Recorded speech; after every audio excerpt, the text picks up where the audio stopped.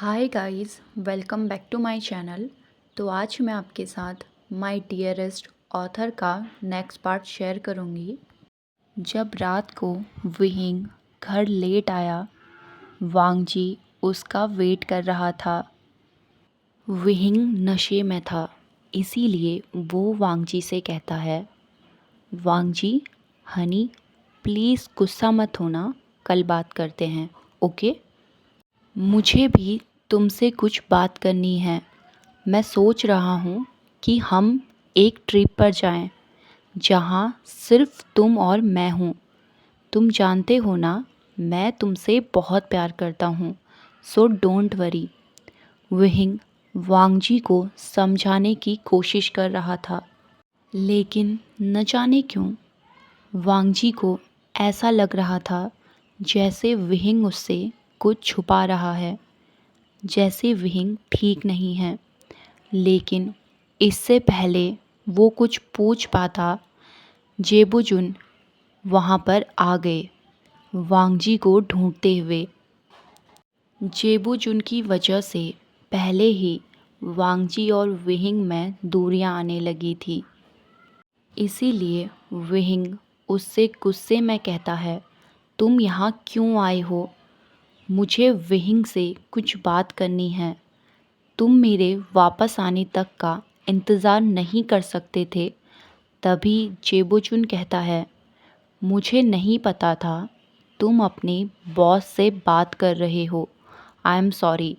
इतना कह के वो लिविंग रूम में चला गया और गुस्से में अपना बैग पैक करने लगा। जेबुजुन के आते ही विहिंग भी वहाँ से चला गया था। इसीलिए वांगजी जेबुजुन के पास जाता है, जो अपना बैग पैक कर रहा था। तभी वांगजी उससे कन्फ्यूज़न में पूछता है, ये तुम क्या कर रहे हो? इतनी रात को तुम्हें कहाँ जाना है? तभी जेबुजुन गुस्से में कहता है, वो होटल में रहेगा और वांगजी को परेशान नहीं करेगा। लेकिन वांगजी ने उसे जाने नहीं दिया, क्योंकि वांगजी के मुश्किल समय में जेबुजुन हमेशा उसके साथ था। इसीलिए वो अभी पे बैक करना चाहता है। अब अगली सुबह वांगजी विहिंग से बात करना चाहता था और उसे सब कुछ समझाना चाहता था, लेकिन लुइस ने उसे बताया कि विहिंग कुछ दिनों के लिए अपनी माँ के पास चला गया है। ये सुनते ही वांगजी का चेहरा उदास हो गया था।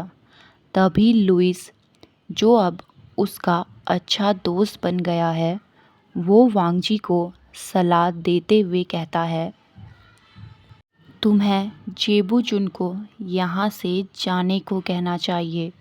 वो पिछले 1 महीने से यहाँ रह रहा है। यंग मास्टर कुछ नहीं कहेंगे, पर उसका यहाँ रहना और तुम्हारा उन्हें टाइम ना देना उन्हें बॉदर कर रहा है, क्योंकि तुम हर समय अपने बेस्ट फ्रेंड के साथ रहते हो और जब तुम उसके साथ नहीं होते तो उसकी बातें करते रहते हो, और ये बात यंग मास्टर को बहुत हर्ट कर रही है। लुइस से बात करने के बाद फाइनली वांगजी को समझ आया कि आखिरकार प्रॉब्लम क्या हो रही है। अब लुइस उससे कहता है, इसमें तुम्हारी गलती भी नहीं है वांगजी, तुम बस अपने दोस्त को उसकी ज़रूरत के समय मदद करना चाहते हो, पर इससे तुम यंग मास्टर को हर्ट कर रहे हो। वो हर रात तुम्हारा इंतज़ार करते थे, ये सोच के कि एटलीस्ट तुम रात को उनके पास आओगे, लेकिन तुम पिछले 1 महीने से पूरा दिन और रात अपने दोस्त के साथ थे। इसीलिए यंग मास्टर को लगा कि तुम्हारा दोस्त उनसे ज़्यादा इम्पॉर्टेंट है। ये सुनकर वांगजी डिप्रेस हो गया था। वो बोलता है, मैं बस अपने दोस्त को उसके मुश्किल समय में हेल्प करना चाहता था। मेरा विहिंग को हर्ट करने का कोई इरादा नहीं था।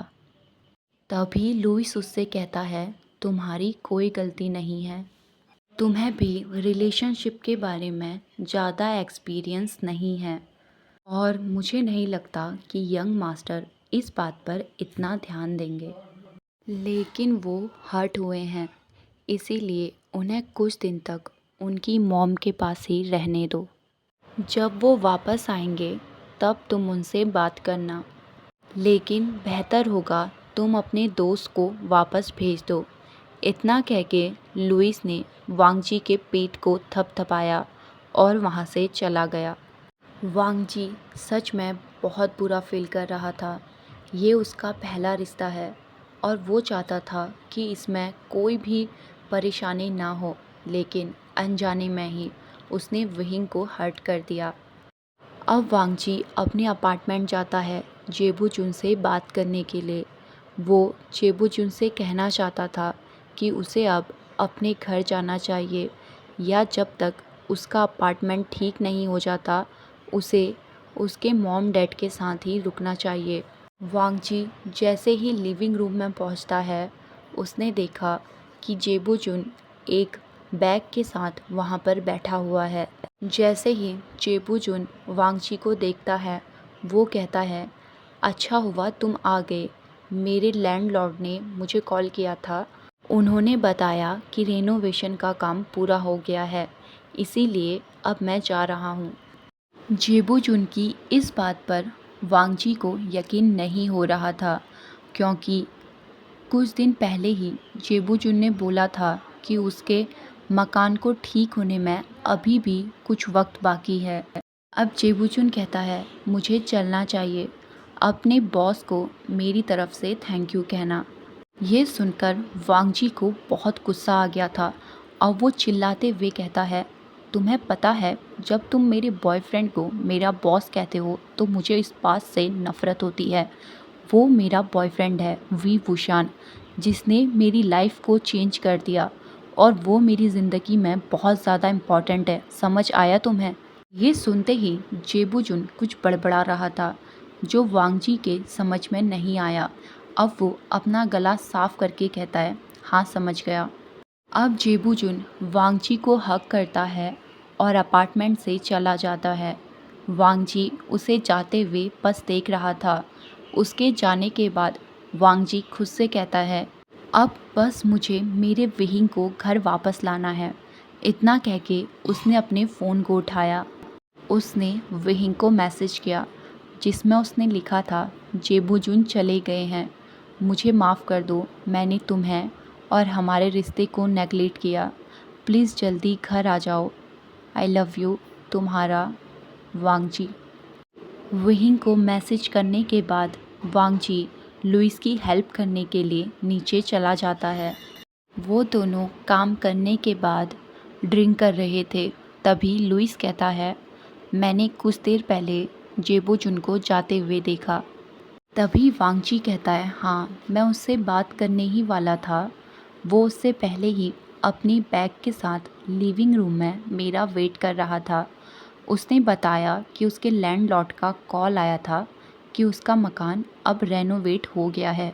हालांकि वांगजी अभी भी कंफ्यूज था कि उसका अपार्टमेंट इतनी जल्दी रेनोवेट हो कैसे गया। तभी लुइस ने ड्रिंक की एक सिप ली और वांगजी से कहा, अगर मैं सच कहूँ तो मुझे लगता है वो यहाँ यंग मास्टर के लिए आया था।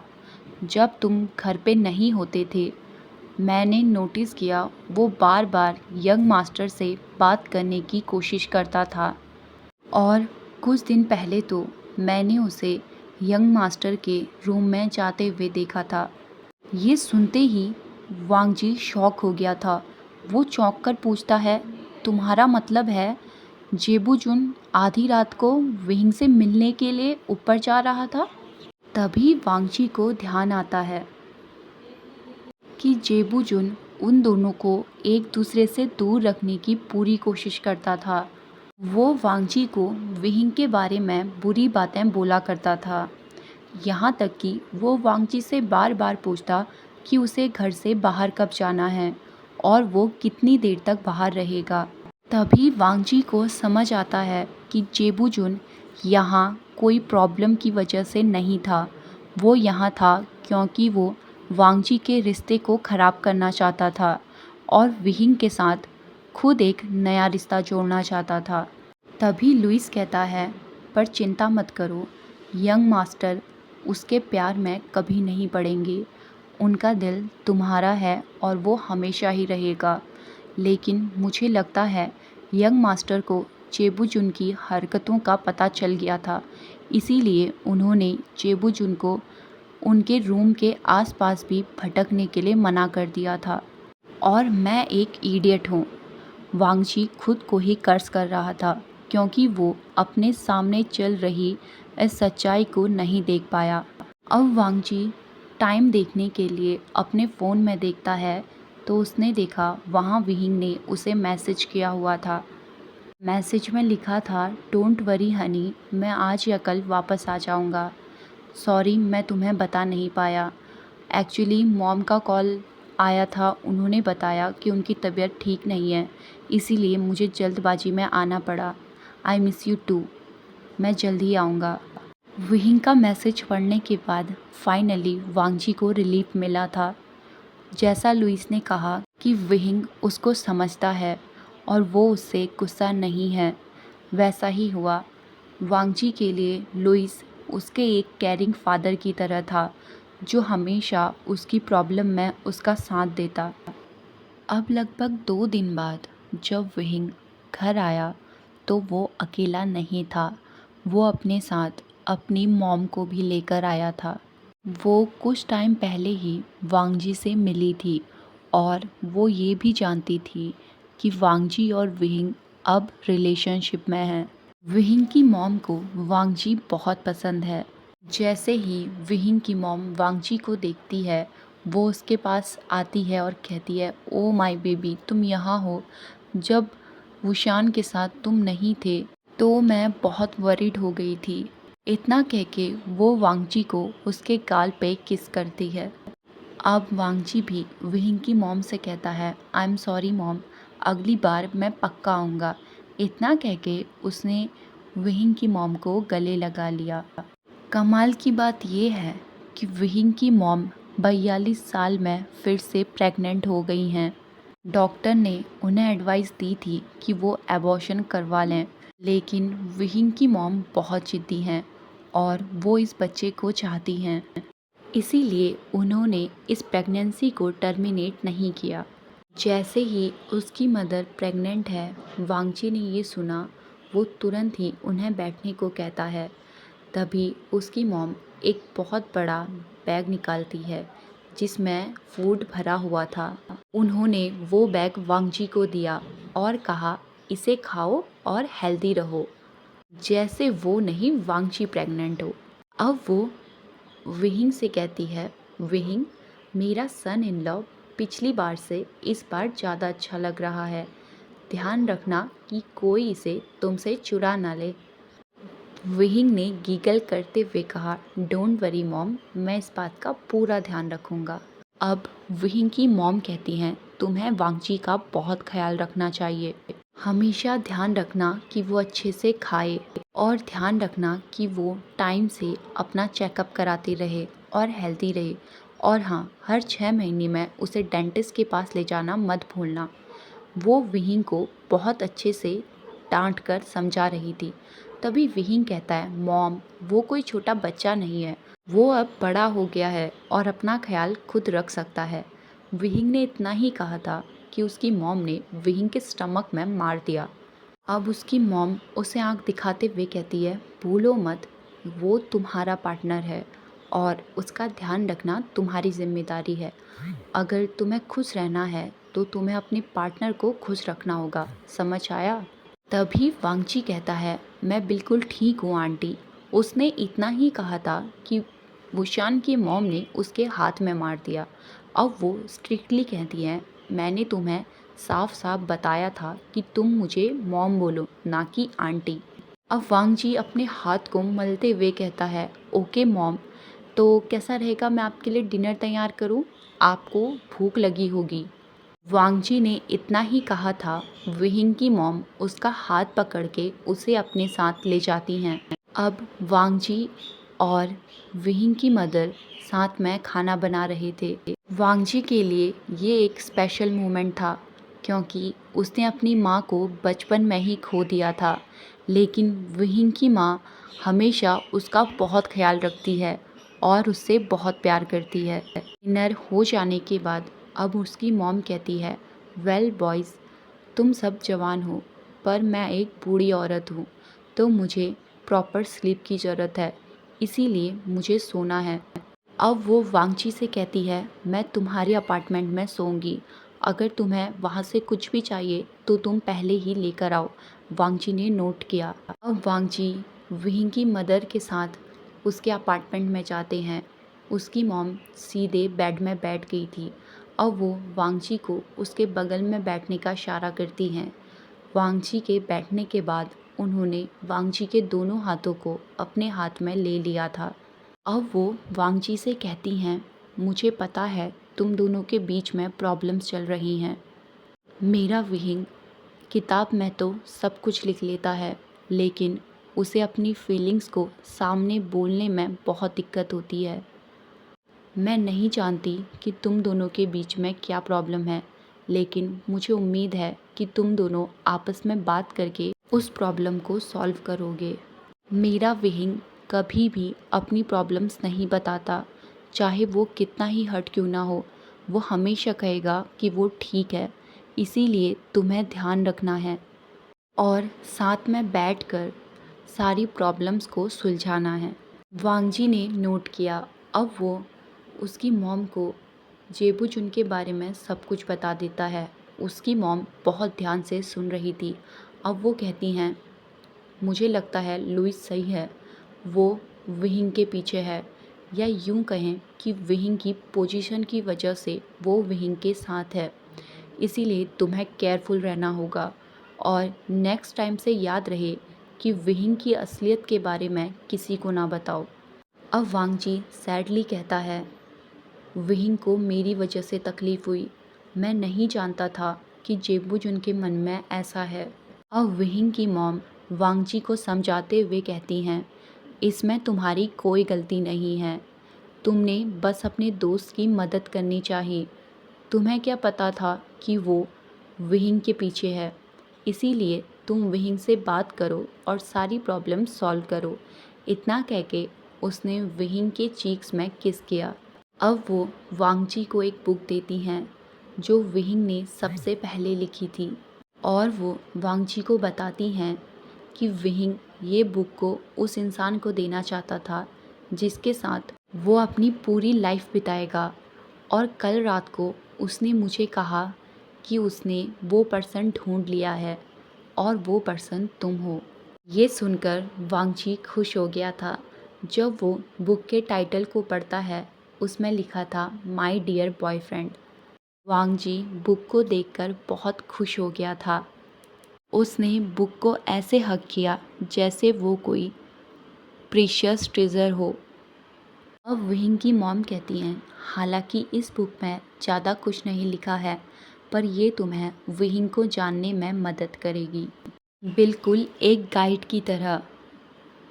विहिंग ने अपने 15 सालों के बारे में इसमें लिखा है कि वो कैसा फील करता था, और अपने बारे में उसने यहाँ बहुत कुछ डिस्क्राइब किया है।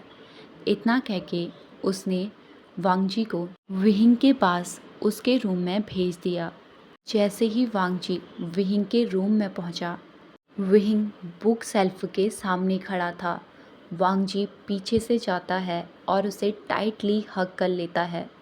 अब उसने विहिंग से कहा, मुझे माफ़ कर दो, मैं तुम्हें बहुत प्यार करता हूँ और मैं प्रॉमिस करता हूँ अगली बार से मैं बेवकूफ़ नहीं बनूँगा। इतना कह के उसने विहिंग को किस करना स्टार्ट कर दिया। ओके गाइस, आज के लिए बस इतना ही। आई होप आपको आज का पार्ट पसंद आया होगा। मिलते हैं हमारी नेक्स्ट वीडियो में, तब तक के लिए हंसते रहिए, मुस्कुराते रहिए एंड हैप्पी रहिए। Bye bye.